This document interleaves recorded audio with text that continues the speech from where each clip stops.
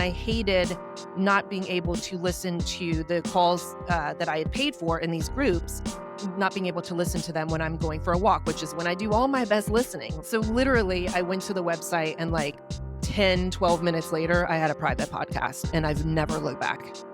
I have several people in my group right now that I've never seen once on a call, but they listened to every episode. So they joined it just because there were the private podcast.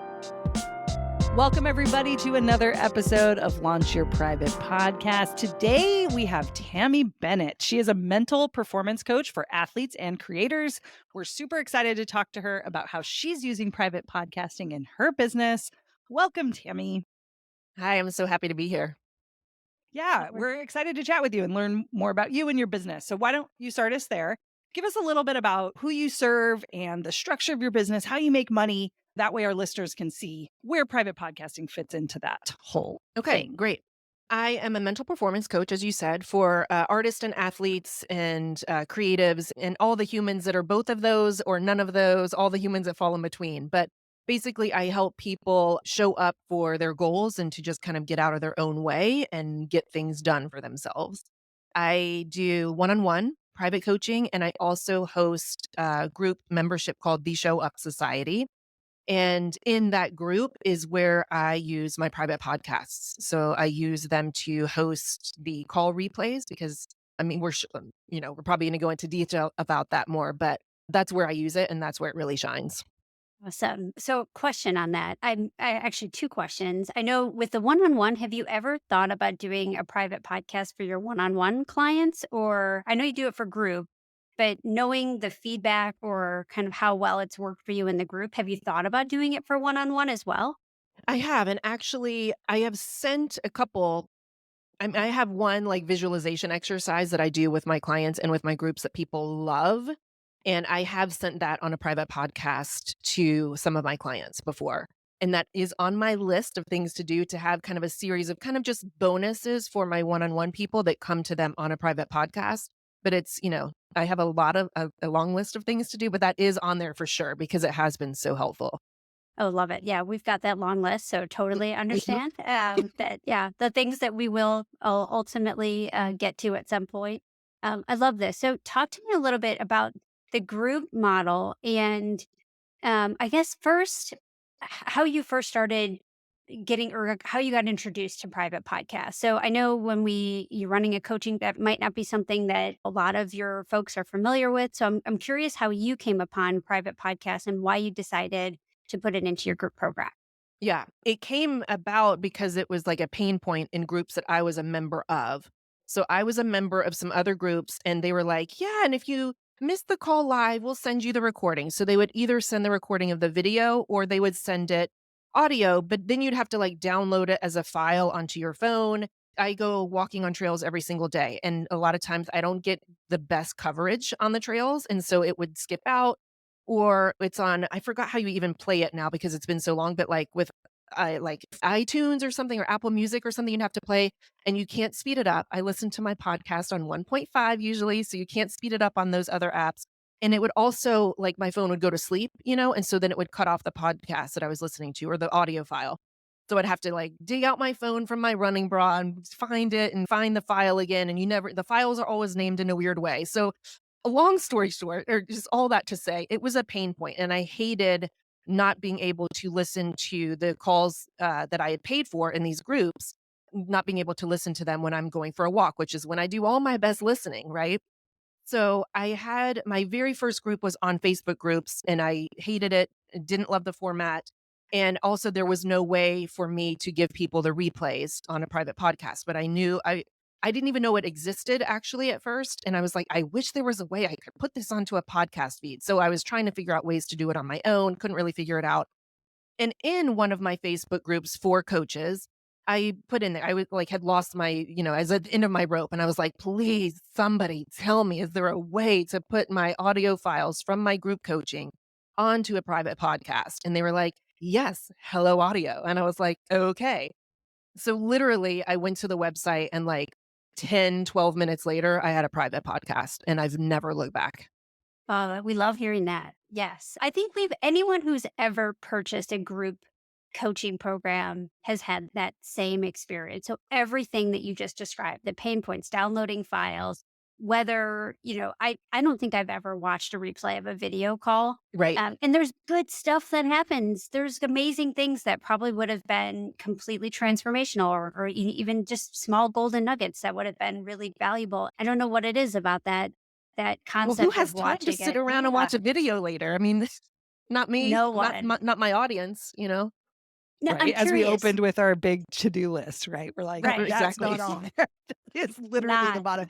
I was gonna say Yeah. too, Tammy, so I had that aha in, like, 2019, and that's, why we Mhm. have this. Mine was actually more towards the course itself, but when we, like, launched and we started to think about it, this was, like, my big use case because I'm like a course, like I'm gonna try to dig if I want it bad enough, but the group calls, if it wasn't a time and I wasn't able to carve out my schedule and kind of, the more complex my business got and the more money I was bringing in, the less likely I was going to show up to these calls, but I Right. knew deep down that they were really could be transformative. And so Right. you just bring up this powerful point of like, I already have listening time. I'd love to listen to something that's going to help me, right? That is going Mhm. to give me value. And sometimes the value is entertainment for sure. Sometimes that's the case. But other times it's like, you know what? I'm in the mindset where I'm like, let me dive into this group thing that I paid for, right? And Exactly. I have the time to do it. So you're bringing up like, again, the reason why we created it. And that was literally the top of was call replays from coaching programs. Mhm. Oh my gosh, this is the best thing ever. It is the best thing ever. Yes, but I'm curious because we've said this time and time again. I've never seen someone selling a group coaching program where that's not a sales objection. I can't make the calls live. And the reality is you shouldn't ever be expected to make every single call live. It's so challenging to be able to pick a time and pick a day that's Mhm. going to accommodate every single person every single week, especially with schedules and life and kids and parents and all the things. And I'm curious what your feedback was from your students, if you felt like that addressed a sales hesitation or a sales objection from them, and the feedback you've received since you've installed it in there. And I'm curious what your students, if they're using it, if you're getting any feedback on it. Oh, yeah, absolutely. I have several people in my group right now that I've never seen once on a call, but they listened to every episode. So they joined it just because there were the private podcast, knowing that they could never come to any of the calls. So I have also quite a few international people that I try to have morning calls and evening calls and I alternate. But even so, it still doesn't hit a time that's okay for them with kids and dinner and work and all of that. I also have a lot of people that work full time and they're doing this being in my course to have, their kind of side gig. And so they're at a day job. They can't come to the calls. So I definitely have people that joined specifically just to get the private podcast, knowing that they would never be able to come to a live call. And then I have people that like try to come to as many as they can, but there's also, life and so many things going on that they have that comfort of knowing it's okay if I don't make it to the live call because I'm gonna get the replay. So it's absolutely been a selling point for me. Yeah. I think that's the shift in this, and especially in the coaching space, no matter what coaching program it is, I feel like it's a big shift, even post COVID when schedules, I mean, granted, we were sitting at home forever, right? And Mhm. without having a ton of things to do. So we had all the time in the world. But even now, I feel like it's a shift to allow people the freedom of schedule. Right. Yes. And allowing and really honoring that for a lot of people. Mhm. So I know for me personally, I don't love programs that don't offer this flexibility. I think this honors your students in a way that really shows you're valuing their time. Yes. I have kind of put a damper on how many classes I'm signing up for just for a lot of reasons, but I definitely don't think that I would sign up for a course anymore ever again that didn't have a private podcast feed. And I think a lot of the people in my group feel the same way. Yeah, I feel like once you experience it once, you're Yeah, like spoiled forever. exactly. And I know I'm biased, and I know Lindsay and I are both biased on this, but I feel like we're biased in a way that probably honors our lives and our lifestyles and our mental health also, because this Exactly. is a really big deal. I love this. So talk to me a little bit about you've already said you've seen people not necessarily be able to show up for live calls. You're watching the data. You're seeing people consume it. Are you also seeing more success rates? And success is vague, and I know I apologize that term, but more client results. Are you seeing clients get results faster or more frequently because they're able to consume this content easier? Yes. So I will have, especially from if I'm thinking about the audience of mine that doesn't come to the live calls, they just listen to the private podcast feed. They very frequently email me about episodes and they're like, I tried the thing that you said on episode 27 and it totally worked. And, so I'm getting direct feedback from them about the episodes and how great they are and the results that they've had. Another place that I've noticed is retention. So I can see that the people that do occasionally drop out, they're the ones who didn't come to live calls and didn't listen to the private podcast. Like it's almost like a game now because I'll get the notification that they dropped out of the group and I'm like, bet they didn't listen to any podcast episodes. And lo and behold, I go in and it's like, 0 downloads or like 2 or something. And not every single person. Of course, there's other people that have dropped out for other reasons, but there's a very strong correlation between people staying in and how many downloads and episodes they've downloaded from the private podcast feed. Yeah, I think we've seen that as well, even to the point where we've seen a bump in retention when people implement private podcasts Absolutely. in their Yes. coaching program or membership. So you've seen that as well. Absolutely. Yes. It's interesting because it's not rocket science. We're just making it easier for people to consume the content, and yet it's like seems so super simple, and it makes such a big difference on the impact of students and obviously revenue as well. Yeah. Based on that data coming back, that feedback, is there anything you've added to your program? Like, do you email that the group call went out, go to your private podcast episode? Because I think there's a lot there too of like reminding people that it's there. Is there anything that you've added to your program to encourage people, whether once they sign up? Any hot tips there for our listeners? I actually don't email them reminders. I think they are so used to it by now that and a lot of them have like subscribed or something. So they automatically get like when the Yes, new episode shows up in their podcast player. One thing I did to make my life easier is I did I don't know if it's pronounced Zapier or Zapier, but a zap I say to when people Zapier. sign up for my group, they automatically get added to my podcast, the private podcast feed for that.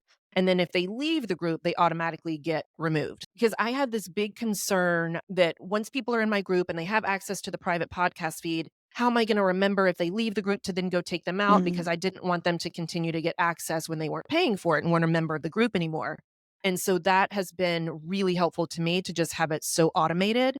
And so then when they join my group, they automatically get added to my private podcast feed. At that point, I do send kind of like a welcome email and make sure that you, upload or whatever, subscribe to this podcast. And I give them the instructions for how to find my private podcast episode. And that also is another benefit of this because it's been so easy for my users to figure out their favorite podcast player and to figure out how to subscribe to this podcast. So anyway, all those are the kind of things that I've done. So I don't send out reminders, but I do send that initial kind of like, here's how it works. Look for this email. Here's how to set it up. Very, very easy for them and for me.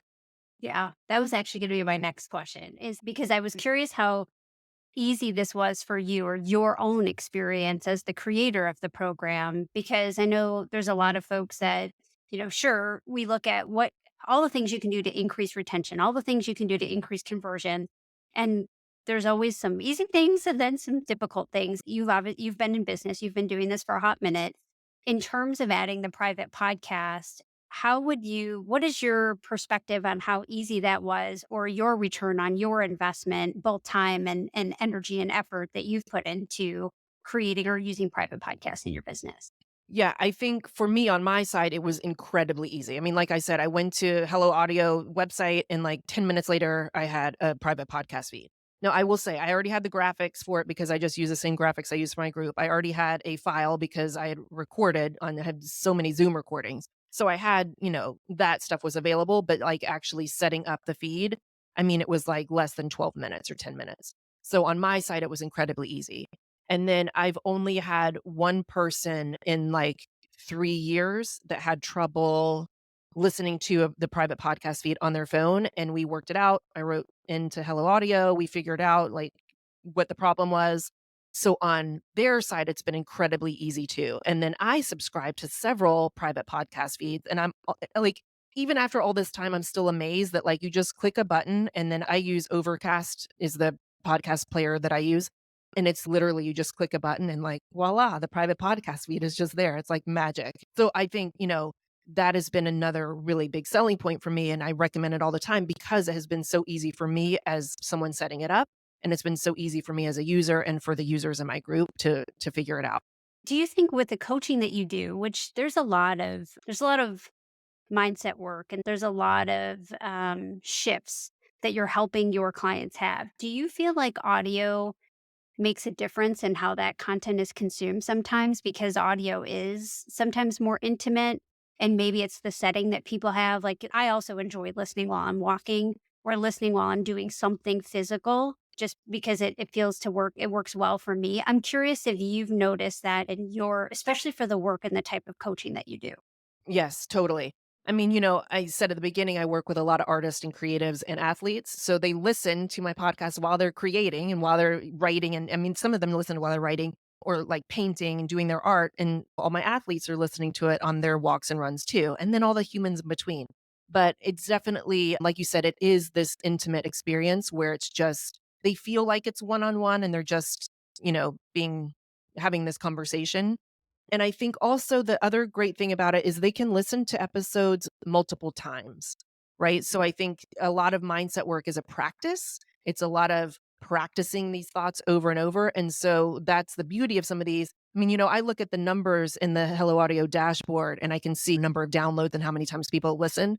So I mean, I'm going into another topic here, but it's really cool to see there are multiple downloads of some of these episodes that are really useful because they can just listen to them over and over. So it's like they get a little coaching in their pocket and they just get to have, coaching on the go, which is really cool. That's key. I mean, it's repetition, right? Yeah. It is. I think you said it best. It's a practice. I always cringe when I see coaching programs that are like, "This is mindset week," and I'm like, "Oh, that is not how this works." I wish But it, yeah. Wouldn't that be easy if it was a one and done? right, if it would, but I think you're right. If I had to go back, if you think about all the other mediums that are out there, audio does make it simple for you to go back and repeat those lessons or to practice. I mean, there's certain meditations that I would use that I like coming back to or revisiting time and time again.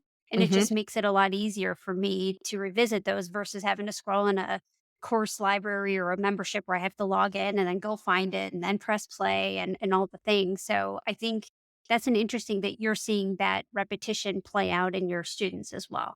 Absolutely. Yeah. It's really cool to see. And then it helps me too from an analytics perspective of knowing, okay, these are the episodes that are really hitting that people are downloading many, many times. And so then I can take that for information for me to know what people are really needing and what they're finding useful. So I can use that in future content. Yeah, Yeah, that that's actually leads me to my next question as I was like hearing this, and then I think there's something else you mentioned that made me think of it. But are you sitting on any feeds that you wish you would launch? Because I'm guessing, like, man, you could have a pretty good lead magnet that has some meditations or even just like intro to your work. So I'm Mhm. curious if there's like a backlog, like most of us out here with I private have feeds we want to so many launch. ideas. I mean, because I even have like, an onboarding kind of welcome email sequence, but with private podcast and like the kind of 5 top things to know about mindset or working with me. I have so many ideas. I literally, if I did them all, I would probably have 20 private podcast feeds, but I need to control myself a little bit. And my husband and I have done a group, like a pop-up month-long group coaching before. And so we put the call replays onto the feed, but we also put a couple like bonus episodes that were secret and we didn't tell anybody we were doing them, just kind of like pep talks because it was for a running group. So it was kind of like a pre-race pep talk. And so that just felt really fun for us to have these like surprise episodes that kind of just dropped without us telling them and just felt like a real like a love note kind of in their ear of just like you can do it, and just it was really fun for us. And so, I have some ideas with that too to just kind of, drop some love letters into people's ears at some point. But yeah, I have a lot of things that I can and plan to do, but we'll get there.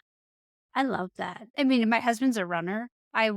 Used to be, and then I'm no longer, but for all the right for reasons. But I think that those little pep talks and folks that I mean, I know we've heard this for folks that like launch coaching. If you're right before Mhm. a launch, like where you kind of get amped up or a little anxious. And I know when my husband goes and runs his marathon, it's like I could tell he's a little on edge.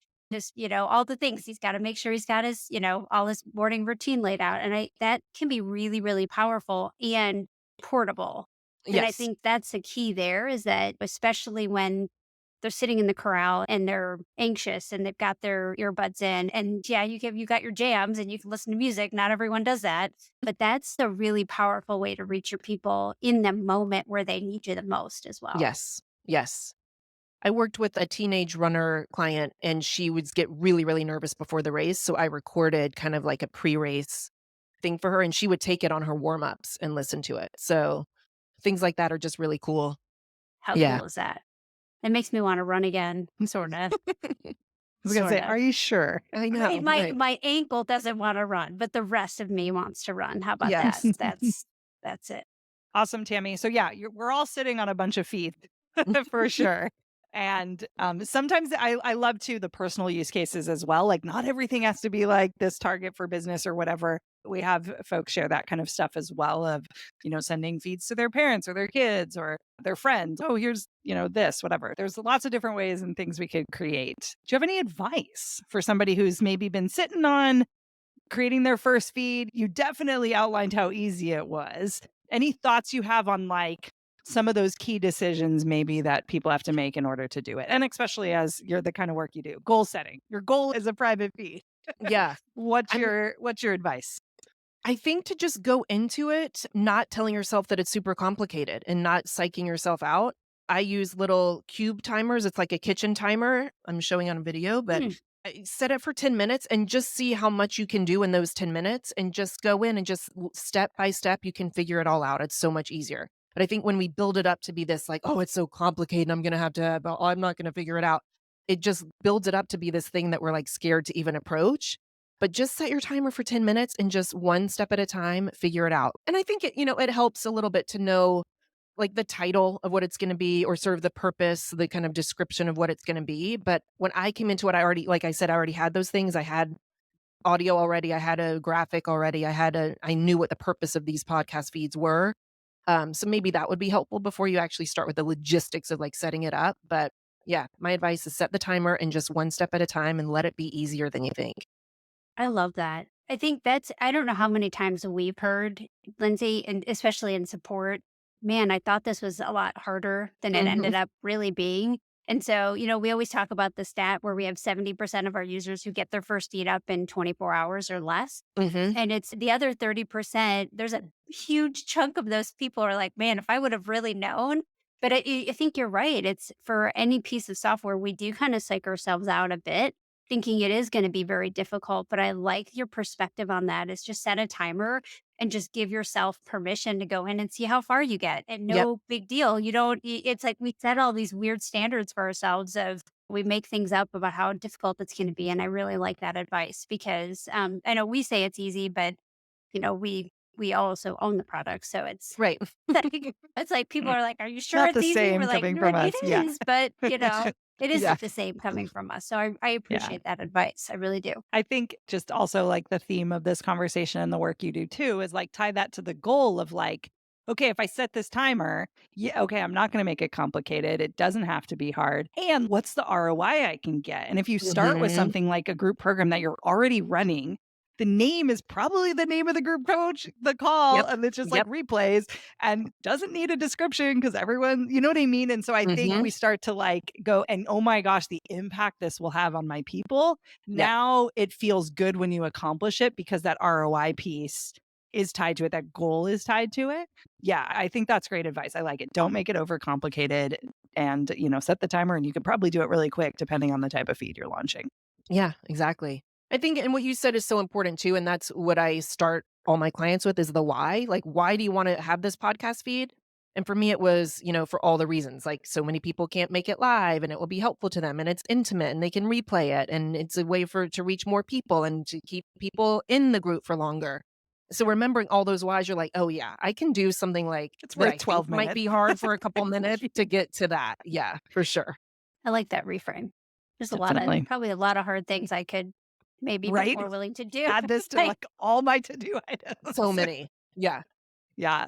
And it's So so funny nice. too, because we've heard of the timer and the Pomodoro timer in 25 minutes, but a Mhm. lot of the people in my group don't have a 25-minute long Mm. attention span. I know for sure I don't. So that's why, like, the one I have is 1, 3, 10, and 15 minutes. And, like, you can do so much actually in 1 minute or 3 minutes or 5 minutes. And so I like to just chunk it down into a tiny little bit of time. And, like I said, I did it in 10 or 12 minutes. So you can get a lot done in a little bit of time. I love that. I think I need that 1-minute timer for me It's to like I know, amazing. I like it. yeah. Maybe we'll link to it if you wanna provide that with to Anna, we can link below for sure. And I'm just sitting here thinking too, Nora, this, like, lines with what we say a lot, like, this is kind of one of the quicker things that you could add to your program or to your offering that already exists, right? Not creating a new Mhm. offering that takes probably the least amount of time, but has most likely the biggest impact. Like, For sure, sure. you could write a full email sequence, welcome, onboarding, record videos. That usually doesn't take 10 minutes. But something like this, it actually is really fast for you and you're kind of already doing all the other pieces. And the cool part is because it's so automatic with how RSS feeds work, you typically just have to put in that initial effort and then after that it's a 1 to 5 minute thing that you have to do weekly. If your calls are weekly, either you do it or Mhm. an assistant, right? Such an Yep, easy thing to outsource too. Yeah, I love that. The quick wins for you as the creator, but then the big impact it has on the people listening is huge and makes it totally worth it. for sure. Yeah. And speaking of the uploading, I do it weekly, and I type out notes sometimes for what I wanna cover, and so I'll just copy and paste some of that outline into the show notes on Hello Audio, so Mm, then they also have a visual of kind of like the bullet points of what we're covering, and so nice. I think that's really helpful to a lot of my audience too, to hear it, but also to just see, like, here's the Mm, 5 things we're talking about on this episode, so I've loved having that place to put the show notes in, so I that's been really helpful too for my people. yeah, it's like work you already did. Mhm. We like to use the tool Fathom, which Oh, is like great. an AI tool, and those tend to have really great chapter markers or breaks and Mhm. table of contents type thing. And I think Zoom also released their own. So I know a lot of folks host these calls on Zoom. I think Zoom has something similar. I don't know if it's as good as Fathom, but the idea that the summaries can actually be generated, by AI with a little bit of tweaking or whatever also makes it pretty easy. Yeah, for sure. And I think Love our it. AI tool also. So I sit here. I was thinking about the recording of the Zoom call and thinking about where that came from, but we also have an AI feature that you can add onto your Hello Audio plan that you could take any file that you upload and generate things from it. Table of contents could be one of them or summaries or that kind of thing too. Hey guys, we make it easy for you. Yes, that's a feature I haven't even used yet, but now I I know, want to. I'm right? adding it to my list. Join the club, us too. In different ways. Maybe not Mhm. we've used the AI piece a little bit, but some of the other feeds that we could be launching. I gotta get I get know, on I this. know. All the feeds, all the All feeds. the Well, feeds. speaking of that, we typically have a question that we ask all of our guests. So I don't want to forget it. And that is if there was a private feed that had your life's musings, what would it be called? Oh, this is good. Probably something like, "It's a mess in here and I'm okay." Because I just Nice. believe in embracing the mess and we're okay, guy like, we're all Yeah. okay. It's real messy in here, but it's all okay. So, yeah. I think that's literally how I showed up to the podcast recording today. I'm like, "Guys, it's messy here." But but here we are. Yeah. Yeah. Here we are, and it's all okay. We got to Yeah. hang out with Yeah, fun people like Tammie. Here we I love go. it. Yeah, I'm definitely feeling that title. Yes, I think that resonates with a lot of people. Yeah. Yeah. Is that another feed I I should add? I don't mean, add it know. to the Yeah. list.